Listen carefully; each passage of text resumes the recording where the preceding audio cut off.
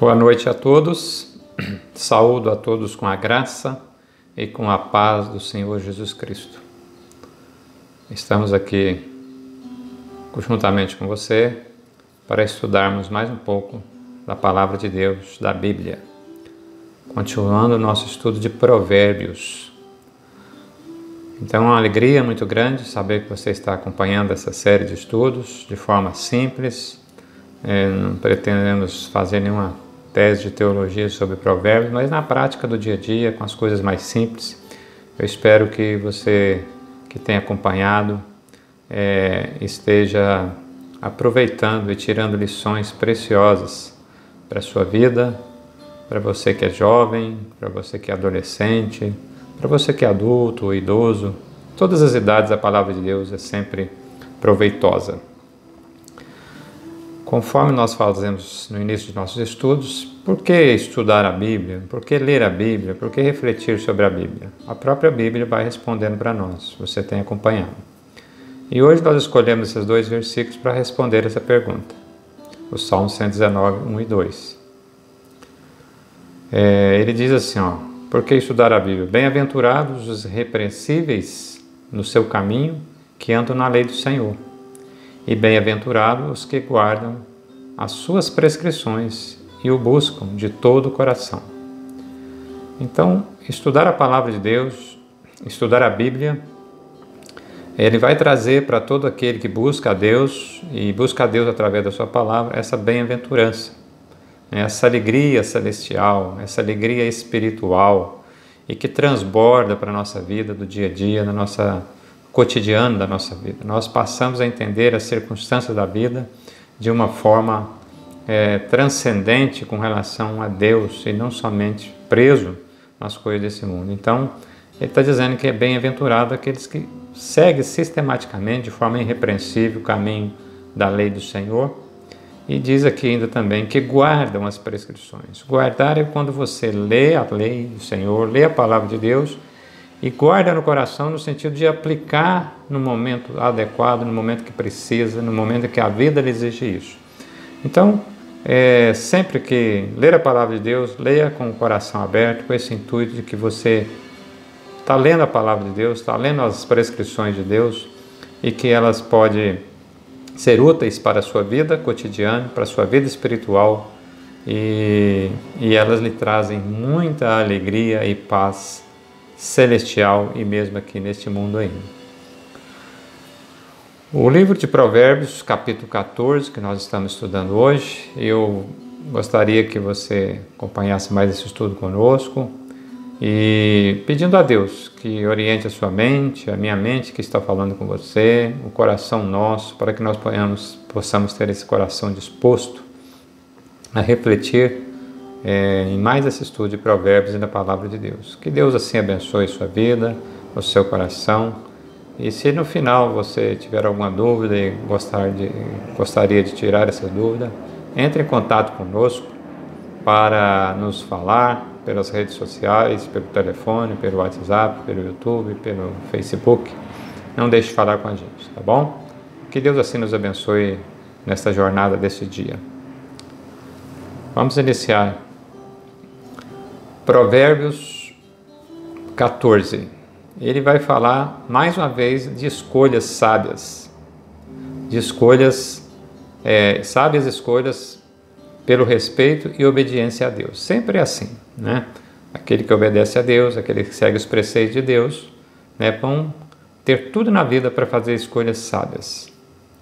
E esses primeiros versículos vai fazer a comparação entre construir ou destruir. E você vai perceber, nós vamos ler esses primeiros versículos aqui, você vai perceber uma palavra que nesse capítulo aqui, principalmente, quase todo o provérbio, mas nesse capítulo aqui, ele tem em abundância essa palavrinha aqui. Eu vou ler esses 3 primeiros versículos e nós vamos falar sobre elas. Capítulo 14, verso 1 em diante, fica assim: a mulher sábia edifica a sua casa, mas a insensata com a própria mão a derriba. O que anda na retidão teme o Senhor, mas o que anda em caminhos tortuosos, esse o despreza. Está na boca do insensato a vara, para sua própria soberba, mas os lábios do prudente preservarão. Essa conjunção coordenativa, se dá o nome no nosso português, esse mas, você vai ver nos diversos versículos desse texto, vai ter a palavrinha mas. É uma conjunção coordenativa, ela liga as orações dos períodos e ela tem as propriedades sintáticas, introduzindo uma nova ideia baseado no primeiro período aí da oração. Então ele denota basicamente a oposição, ou a contradição, ou a restrição. Então, e você vai acompanhar, talvez não vamos ser possível falar detalhadamente versículo por versículo, mas, por exemplo, esse primeiro versículo, a mulher sábia edifica sua casa, mas a insensata com as próprias mãos a derriba. Então, ele está falando nesse caso aí justamente contradição. Aquela que é sábia edifica sua casa. Não é edificação predial, não é edificação de tijolos e telhado, mas é edificação do lar, da construção familiar, né? A mulher sábia edifica. A palavra de Deus, quando nós lemos ela dentro dos seus devidos contextos, ela sempre valorizou a mulher. Apesar de muita gente pegar textos isolados e fazerem alusões contrárias. Mas a palavra de Deus sempre valorizou a mulher, sempre dá à mulher um valor que ela realmente tem. Esse próprio versículo aqui diz que a mulher sábia edifica o lar. Quer dizer, se tiver um lar em que a mulher não for sábia, esse lar possivelmente pode ser destruído. Mas o homem também faz, sem dúvida nenhuma, mas tem um papel importantíssimo da mulher no lar, né?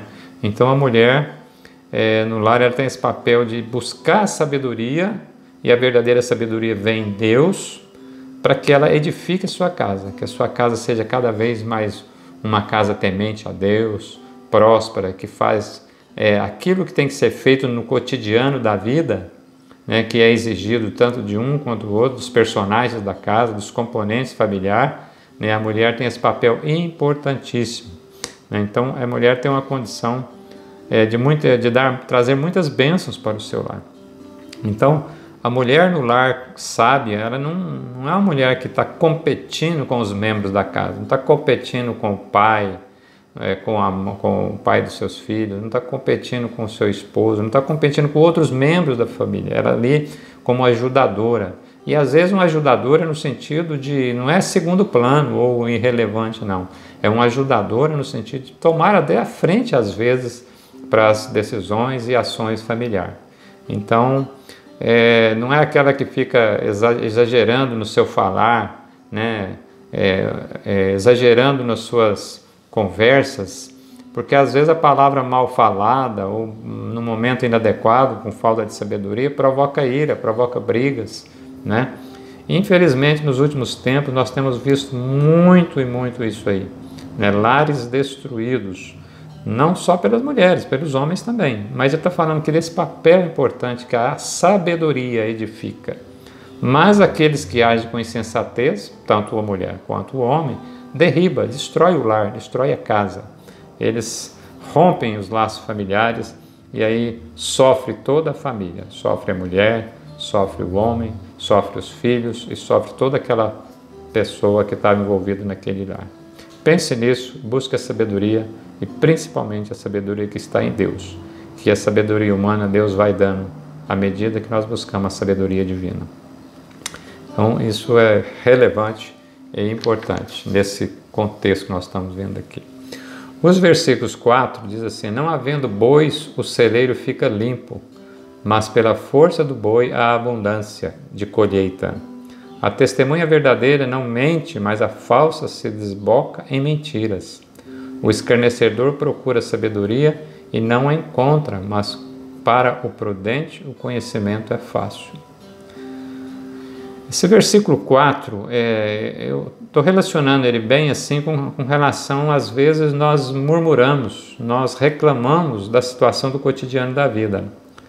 Às vezes a pessoa, aqui no contexto rural, em que era a época, o contexto que foi escrito o livro de Provérbios, porque quem tem bois precisa de tratar do boi, precisa de ter ali o estábulo, né? Onde guarda os animais, onde eles são tratados, ou no pasto, ou nos estábulos, ou onde eles são tratados de diversas formas. Então, às vezes as pessoas ficam com preguiça de cuidar desse animal, com preguiça de buscá-lo nos pastos. E aí está falando, ok, se você não quer o boi, né, no caso lá do contexto rural, o seu celeiro vai ficar limpo. Então, mas quando tem a força do boi, o seu celeiro, as suas tulhas vão encher de abundância, de mantimento. Isso vale para a nossa vida? O princípio vale. Às vezes as pessoas reclamam hoje em dia, reclamam do trabalho, meu trabalho isso, meu trabalho aquilo, meu estresse, meu chefe, meu patrão, não sei o quê. E você começa a reclamar, e você está querendo o quê? Não ter o boi, né? Como se fosse nesse sentido aqui, não ter aquele trabalho para ter abundância posteriormente. Às vezes, no contexto familiar, você reclama do filho que bagunça a casa, do filho que faz bagunça, do filho que você tem que ficar ensinando. É a criança, é assim mesmo, né?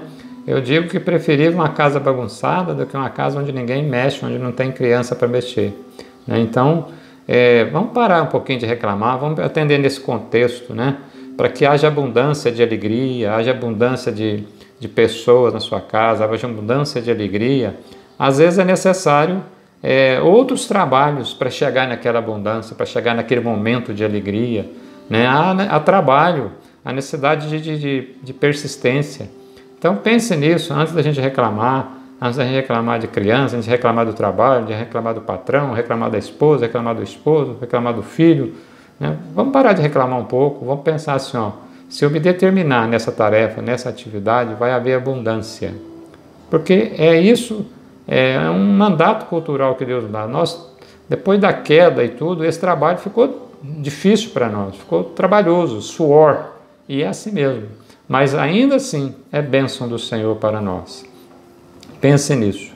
E os demais versículos estão tratando aí da questão da testemunha falsa e verdadeira.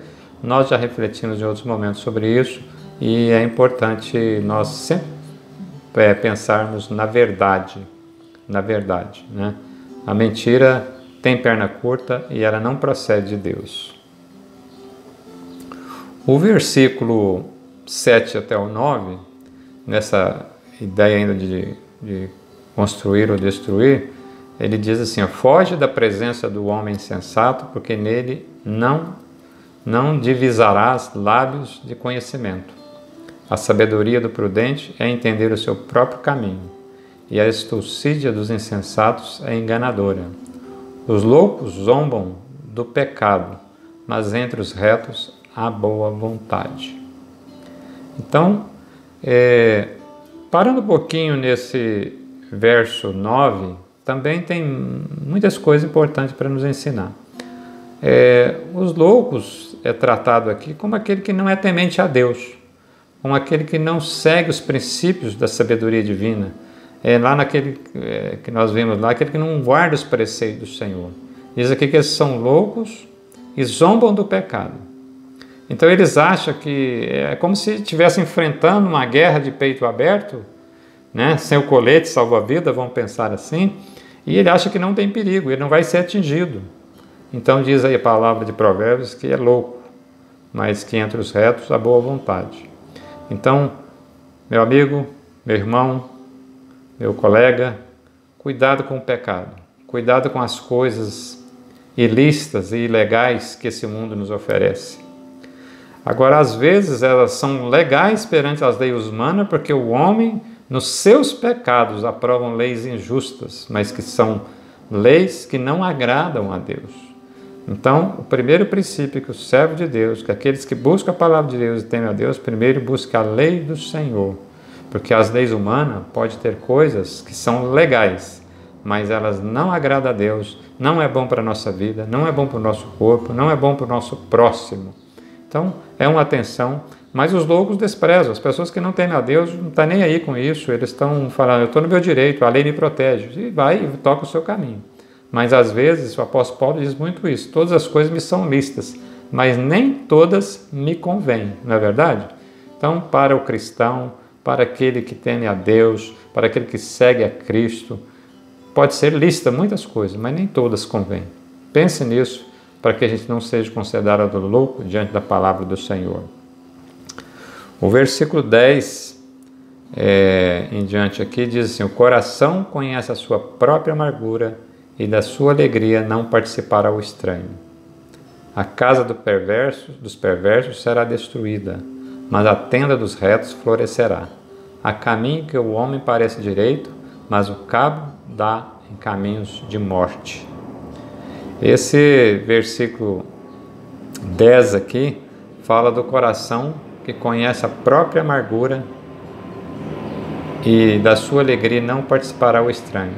Vamos poder relacionar essa questão aqui com um arrependimento. Aquele que busca a palavra de Deus, depois a palavra mostra, a palavra vai no cerne, sonda o seu coração, e você vê que está em erro, que está em pecado, e você chora e se angustia por isso. É aquela questão lá das bem-aventuranças, dos humildes de espírito, e que chora, né? E que chora pelo seu pecado, pelo pecado da sociedade, da família. Mas na hora que a pessoa faz isso, a palavra de Deus diz que ela vai ser uma pessoa bem-aventurada, porque Deus perdoa e Deus traz a alegria da reconciliação, da paz, com o arrependimento e com a mudança de vida, que as pessoas, geralmente, quando há um arrependimento verdadeiro, as pessoas buscam. Então, quando vem essa alegria, aquele estranho que não entende essas coisas, não participa dessa alegria, né? Ele vai até, às vezes, escarnecer da pessoa, mas você é bobo, aquilo era bom, aquele negócio era legal, e você deixou, você abandonou. Mas essa alegria da paz com Deus e da paz com aqueles que estão junto pela sua consciência tranquila diante de Deus e dos homens, essa alegria o estranho, o perverso, o mal, ele não vai compreender, porque é loucura para ele essas coisas, né? Então, é atenção, muito importante isso aqui. E o versículo 12 diz que há caminhos que ao homem parece direito, mas o cabo dá em caminhos de morte. Mais uma vez, aquilo que nós temos referido, eu falei agora mesmo, caminhos que parece certo, parece legal. E isso, meus amados amigos e irmãos, até as religiões, nós temos que tomar cuidado, né? Tem muitas religiões que estão prometendo coisas que não são autorizadas por Deus. Elas estão trabalhando em cima de promessas que não são as promessas de Deus. Elas estão trabalhando em cima de princípios e valores que não são os princípios e valores da palavra de Deus. Então esses caminhos podem parecer direito, pode parecer caminho para o céu, mas pode levar essas pessoas para o inferno, dentro de religiões às vezes. E nós temos visto muitas pessoas, até dentro de religiões, professando o nome de Deus e fazendo coisas que não procedem de Deus, né? Então, vamos tomar cuidado com relação a essas coisas. O nosso coração engana muito, né? Então, por isso que nós temos que frequentar a palavra de Deus, porque ela é que vai fazer-nos discernir segundo o coração de Deus e não segundo o meu coração, não segundo minha mente, porque nossa mente e o nosso coração pode trair-nos. Nós podemos estar agindo egoisticamente ou pelos nossos próprios interesses. Então, vamos tomar cuidado, porque caminhos podem parecer bom para nós, pode nos levar à morte. A morte espiritual e eterna, se for aquelas coisas que nos levar a desviar dos caminhos de Deus ou nunca ter entrado nos caminhos de Deus. Pode ter isso. Nós podemos estar no lugar errado, numa falsa filosofia ou religião, e ela nunca vai nos levar ao caminho de Deus. A palavra de Deus diz que o princípio, da sabedoria é o temor do Senhor, e o caminho de Deus. Jesus diz que Ele é o caminho, Ele é a verdade e Ele é a vida. Então, tudo que estiver ensinando por aí, que não passar por esse princípio de Jesus o caminho, de Jesus a verdade e de Jesus a vida, pode ser que está parecendo direito, está parecendo bom, mas ele pode levar à morte. Versículos seguintes aqui, 13 em diante. Até no riso tem dor o coração, e o fim da alegria é tristeza. O infiel de coração dos seus próprios caminhos se farta, como do seu próprio proceder o homem de bem. O simples dá crédito a toda palavra, mas o prudente atenta para os seus passos. O simples aqui está relacionado àquela relação da simplicidade de ingenuidade, mas da ingenuidade daquele que não busca os princípios de Deus, que não busca a palavra de Deus. Então, ele acredita em tudo. Ele acredita em todas as pessoas, em todas as verdades, né? Por isso que é importante o servo de Deus, o verdadeiro cristão, buscar na palavra de Deus. Porque quando você sabe, conhece da palavra de Deus, lê e estuda ela rotineiramente, você não vai ser enganado. Você não vai ser enganado por ninguém, nem pelo seu companheiro, nem pelo seu líder e nem por ninguém, porque a palavra é a verdade, a palavra de Deus é o caminho, ela é a verdade e ela é a vida. E mesmo alguém desprezando essa palavra ou ensinando essa palavra de forma distorcida, você estudando a palavra, você vai ver que não é o caminho de Deus quando estiver por esse lado aí. Por isso que diz que o prudente atenta para os seus passos. Então ele analisa as coisas. Ele vê, essa palavra aqui não está legal, ela não está boa. Não é isso que a Bíblia, com o seu contexto, diz. Vamos pensar nisso, para que Deus não deixe a gente desviar dos caminhos da retidão, dos caminhos de Deus. Tá bom? Os versículos 16 a 18 diz assim: o sábio é cauteloso e desvia-se do mal, mas o insensato escoleriza-se e dá por seguro. O que presto se ira traz loucuras, e o homem de maus desígnios é odiado. Os simples herdam a estultícia, mas os prudentes se coroam de conhecimento. Essa questão aqui do sábio cauteloso desvia do mal, mas o insensato escolariza-se. Nós temos visto isso recentemente acontecer isso, né? As pessoas perdem o controle, elas brigam, elas querem impor pela gritaria, pela palavra, ela quer impor pela autoridade que às vezes ela é em determinado contexto, né? E ela despreza o outro, né? Então, mas diz aqui que o sábio é cauteloso, mas esse insensato escolariza-se e dá por seguro, ele acredita. Nós vimos isso aí na mídia nos últimos tempos, pessoas que acreditam que por ser uma autoridade X ou Y, ele pode cometer infrações. Pessoas que dizem ter uma determinada faculdade A ou B ou X lá, ele pode burlar o direito do outro, ele pode faltar com respeito com o outro, ele pode faltar com a integridade, com a justiça para com o outro. Então as pessoas usam esses artifícios. Ele briga, ele escolariza e ele se sente seguro nisso, e não com a justiça, com a sensatez e com a sabedoria. Ele se sente seguro nisso. Eu sou isso, eu tenho essa profissão, eu sei disso, eu conheço, você não pode fazer nada comigo, não é verdade? Nós temos que ver isso aí todos os dias.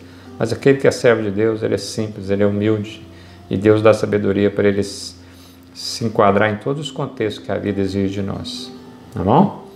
E aqui o versículo 17 aquele que ira, né, perde o controle, faz loucura, né, faz loucura.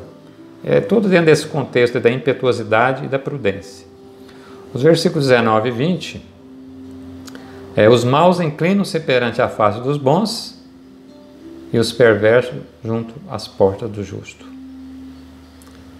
Pobre e odiado, o pobre é odiado até pelo vizinho, mas o rico tem muitos amigos. O que despreza ao seu vizinho peca, mas o que se compadece dos pobres é feliz.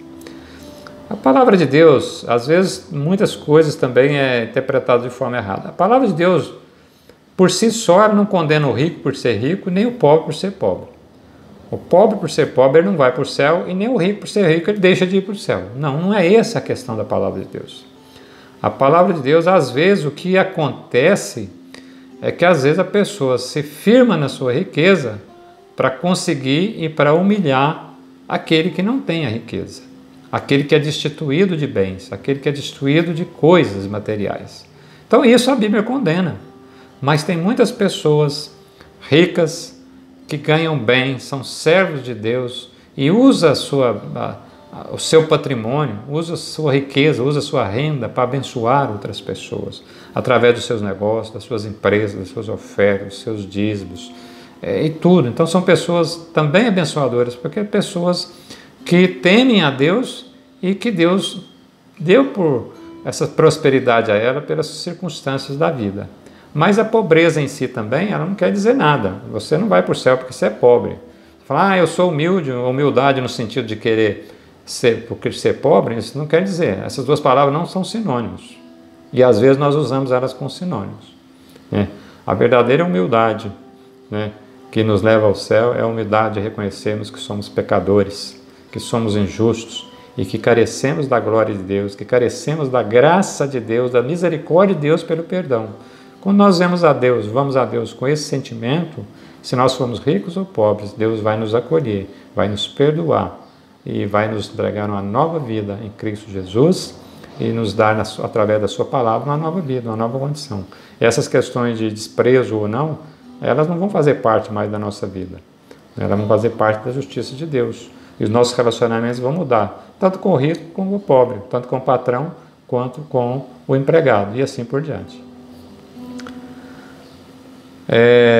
Acaso não erram os que maquinam mal, mas o amor e fidelidade haverá para os que planejam o bem.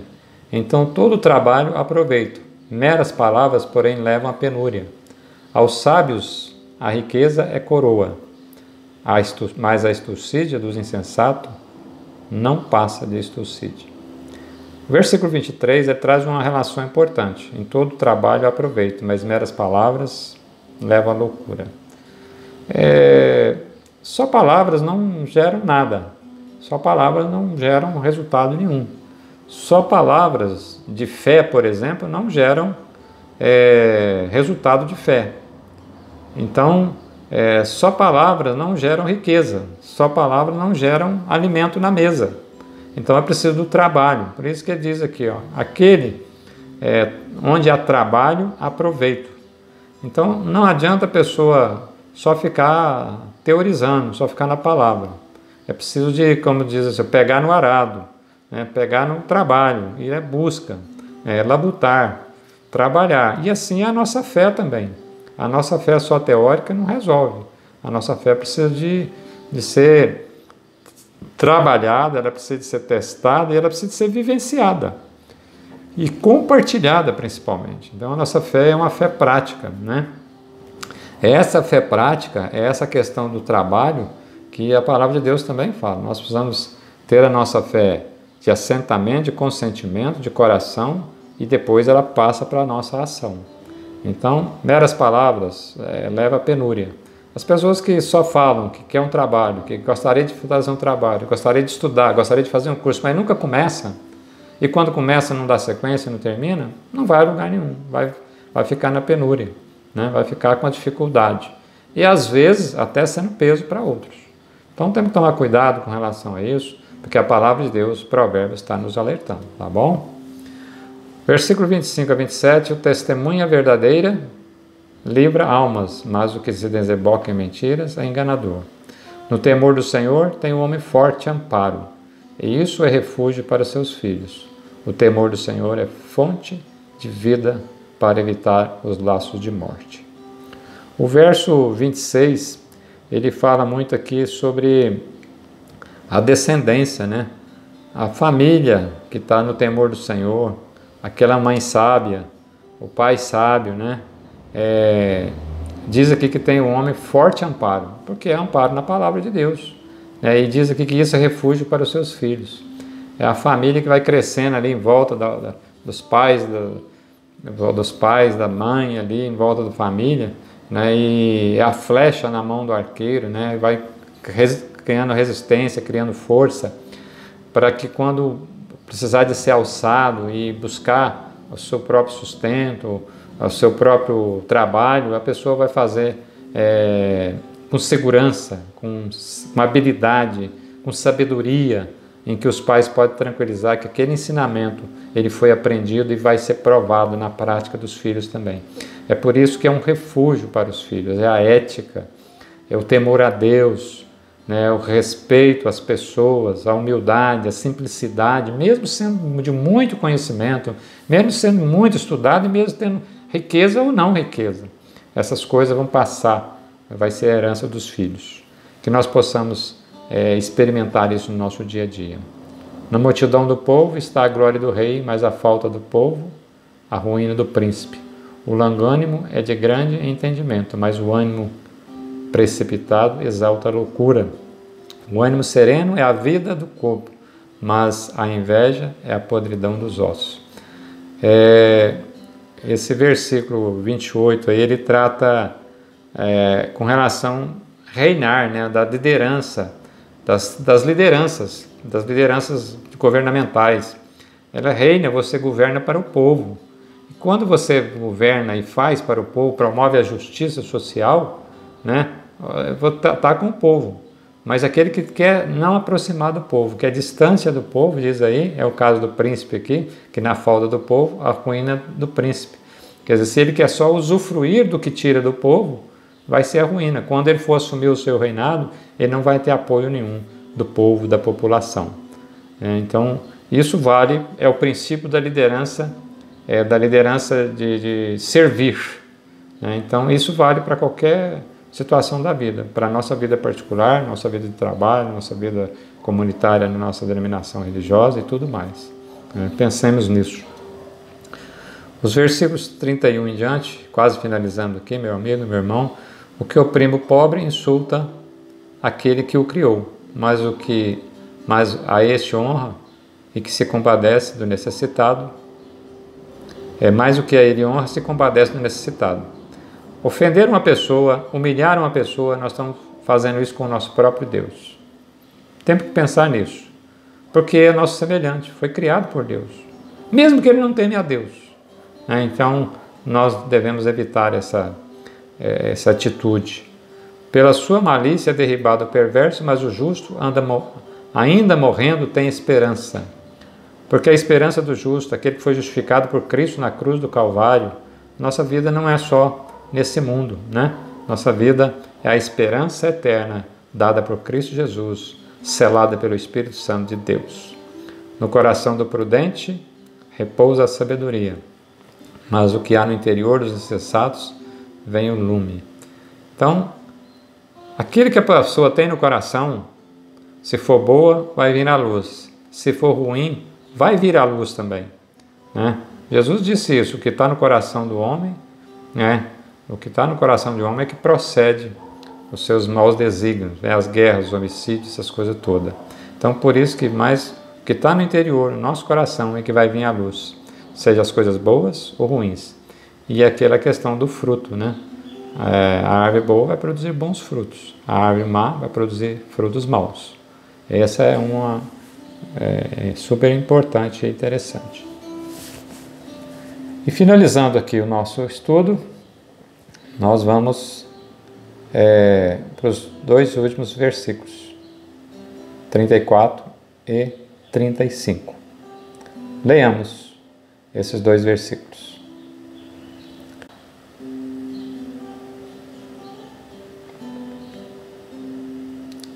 Leiamos esses dois versículos. A justiça exalta as nações, mas o pecado é o opróbrio dos povos. O servo prudente goza do favor do rei, mas o que procede indignamente é objeto do seu furor. Esse último versículo ele trata do respeito à autoridade, do respeito àquela autoridade constituída. Nós estamos no mundo, criando no mundo onde o eu é o centro do universo, onde não se prega não respeito à autoridade, não respeito às pessoas constituídas no poder, em todas as instâncias, a começar do lar e tudo, Nós estamos sendo numa sociedade que isso começa na nossa própria casa, às vezes, vai sendo instruído, vai sendo colocado na mente das crianças, e às vezes isso passa para fora do lar e tudo mais. O servo prudente gosta do favor do rei. Não é questão de servidão, não. É questão de respeito à autoridade. A palavra de Deus no Novo Testamento também traz essas informações. Nós devemos respeitar as autoridades, orar por elas e contribuir como cidadão daquilo que nós devemos fazer. Então, e diz aqui que procede indignamente é objeto do furor. Aí é a questão da lei, é a questão da regra, é a questão daquilo que está escrito. Os próprios homens fazem leis justas e injustas, mas essas leis vão ser aplicadas.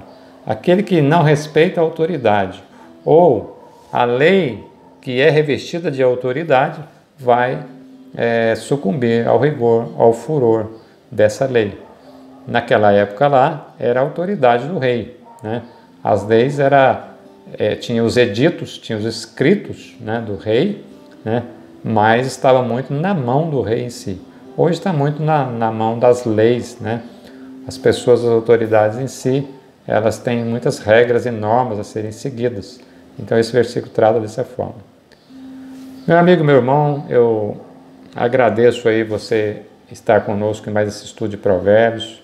Espero que, por mais simples que nós tenhamos abordado esse assunto, ele possa ter trago luz ou orientação em algum setor que possa te auxiliar na sua vida do cotidiano.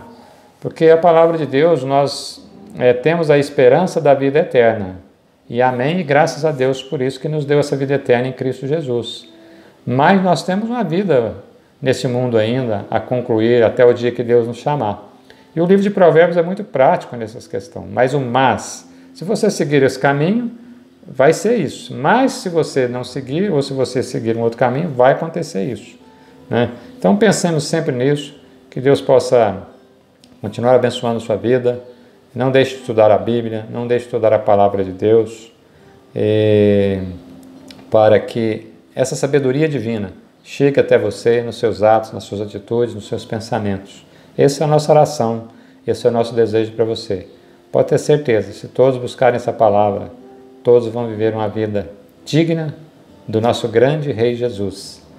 E nós vamos ter uma sociedade totalmente diferente. Esse é o nosso desejo e as nossas orações, e espero que seja a sua. Se ficou alguma dúvida, se ficar algum questionamento, se a gente puder ajudar, entre em contato conosco pelas redes sociais, pelo Facebook, pelo próprio YouTube, pelos e-mails, pelo telefone, pelo Zap. Tem muitas formas de você entrar em contato conosco ou pelo telefone nos ligando. Que Deus assim abençoe você, a sua família, e que tenha um excelente restante de dia ou noite, e que essa palavra possa ser guardada no seu coração. E que a graça e a paz do Senhor Jesus Cristo lhe sejam multiplicados. Como? Pelo pleno conhecimento de Deus e de Jesus Cristo, nosso Senhor. Que assim seja. Amém, amém e amém. E até nosso próximo encontro, se Deus assim nos permitir.